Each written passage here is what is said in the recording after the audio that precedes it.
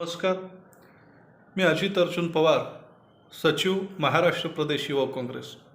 आजचा व्हिडिओ बनवण्याचा एकच उद्देश आहे की जो पुरोगामित्वाचा वसा आणि वारसा सांगणारा महाराष्ट्र आहे, स्वतःला पुरोगामी म्हणून घेणारा हा महाराष्ट्र आहे, त्या महाराष्ट्राची आजची राजकीय परिस्थिती नेमकी कशी आहे, आजची राजकीय वस्तुस्थिती नेमकी काय आहे, याच्या अनुषंगानं थोडंसं भाष्य करण्यासाठी आजचा हा व्हिडिओ बनवण्याचं प्रयोजन माझं आहे.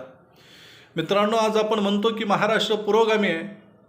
संतांची परंपरा लाभलेला हा महाराष्ट्र आहे. पुरोगामी विचारांची पाठराखण करणारा हा महाराष्ट्र आहे. देशाला पुरोगामी विचार देणारा हा महाराष्ट्र आहे. शिवशाहू फुले आंबेडकरांच्या विचारांवरती चालणारा महाराष्ट्र आहे.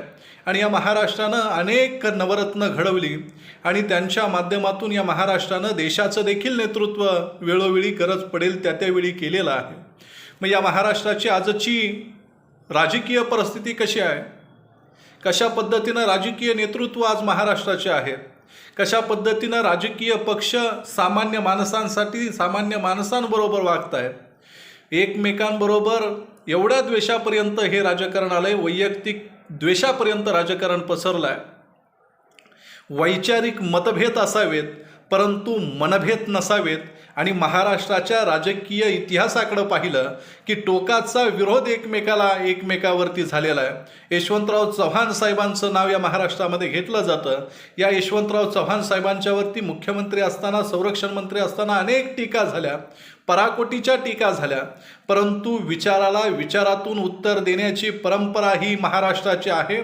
या महाराष्ट्राच्या पहिल्या पिढीतील नेतृत्वांनी महाराष्ट्राची जडणघडण करत असताना, महाराष्ट्राचं नेतृत्व करत असताना एक चांगल्या पद्धतीची वैचारिक बैठक या महाराष्ट्राला दिली, एक विचार या महाराष्ट्राला दिला, एक संस्कृती या महाराष्ट्राला दिली. परंतु आज जर आपण या समाजाकडे पाहिलं, या राजकीय समाजाकडे पाहिलं, या महाराष्ट्राच्या राजकीय परिस्थितीकडे पाहिलं तर आपल्या लक्षात येतं एखाद्या सत्ताधारी आमदाराला कॅन्टीनमध्ये जर जेवण जरा खराब मिळालं तर तो बॉक्सिंग खेळून तो त्या कर्मचाऱ्याला मारहाण करतोय.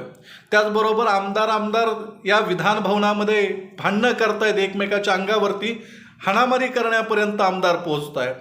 दुसरा आमदार महाराष्ट्राचं आणि पुरोगामी महाराष्ट्राचं नाव सांगणाऱ्या यशवंतराव चव्हाण साहेबांचं नाव घेऊन या महाराष्ट्रामध्ये राजकारण करणाऱ्या राष्ट्रवादी काँग्रेस पक्षाचे अजित पवार गटाचे आमदार आणि मंत्री, कृषी मंत्री माणिकराव कोकाटे.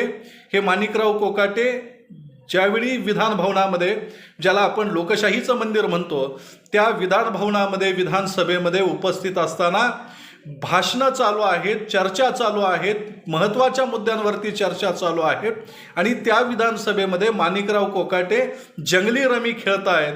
मग महाराष्ट्राचा कृषी मंत्री अशा पद्धतीनं जंगली रमी खेळत या विधान भवनामध्ये खेळतो आहे.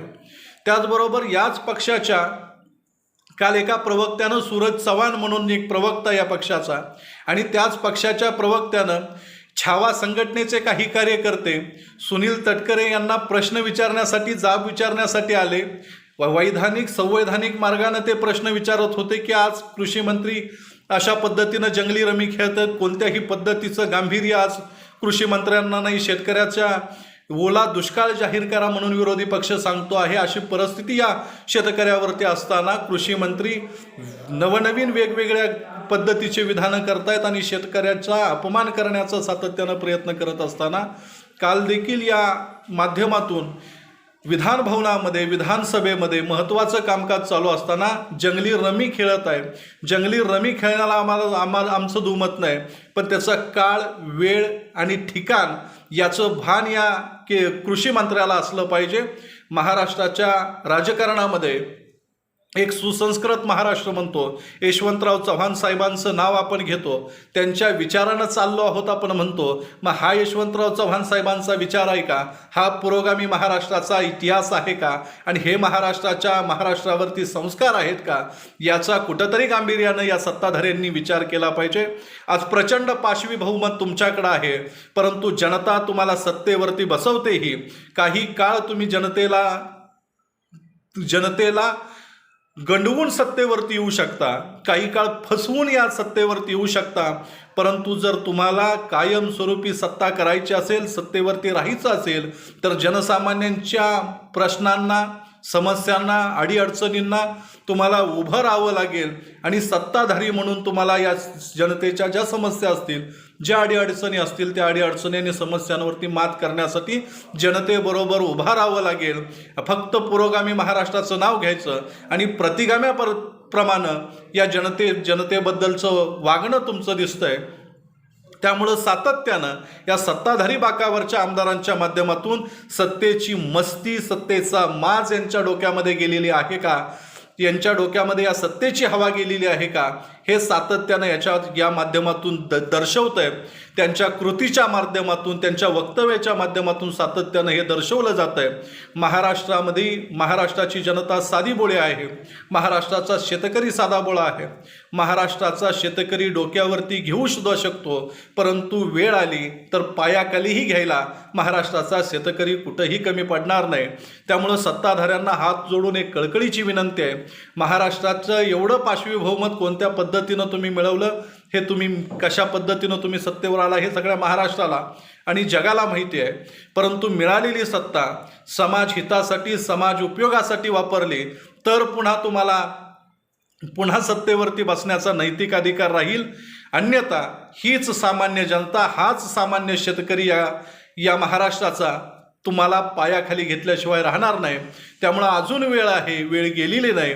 त्यामुळं सत्ताधारी बाकावरच्या सगळ्यांनी सुधारावं, एवढीच विनंती, एवढीच अपेक्षा या निमित्तानं करतो आणि महाराष्ट्राच्या जनतेला सांगतो की अशा पद्धतीनं सातत्यानं शेतकऱ्यांच्यावरती अत्याचार आणि अन्याय करणारा